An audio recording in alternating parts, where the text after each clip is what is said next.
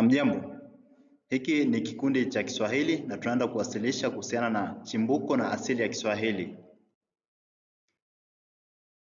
Na majina haya ni majina ya wawasilishaji katika kikundi hiki. Jina langu ni David Sabila. Lugha ya Kiswahili ni lugha moja yenye asili ya Afrika ambayo imefika upeo wa kutumiwa kama lugha za kiutandawazi ndani na nje ya bara la Afrika. Kiswahili kinatumika kama lugha ya taifa katika mataifa mawili ya Afrika Mashariki ambayo ni Tanzania pamoja na Kenya. Katika ulimwengu wa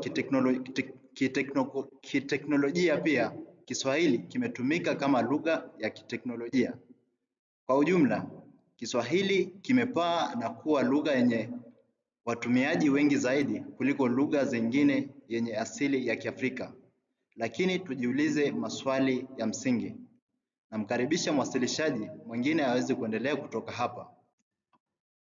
Naam, kwa majina ni Makavila Wycliffe na ndawapeleka kwa chimbuko la Kiswahili. Chimbuko ni neno linalorejelea mahali kitu kilipoanzia. Tunapoangazia chimbuko la Kiswahili, tunajikita kujua ni wapi hasa kijiografia Kiswahili kimetokea. Asili ya Kiswahili.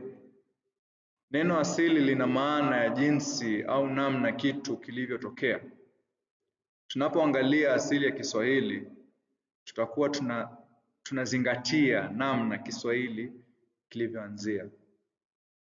Tamkaribisha mwasilishaji anayefuata kuendelea kutoka hapo. Shukran. Jina langu ni Walter Kibet, ndawachukua kwenye nadharia za chimbuko na asili ya Kiswahili.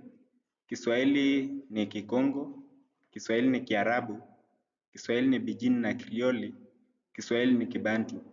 Hasa katika kipindi hiki tutawachukua kwenye nadharia ya Kiswahili ni Kibantu ambapo tutajadili ushahidi wa kihistoria wa asili ya Kiswahili.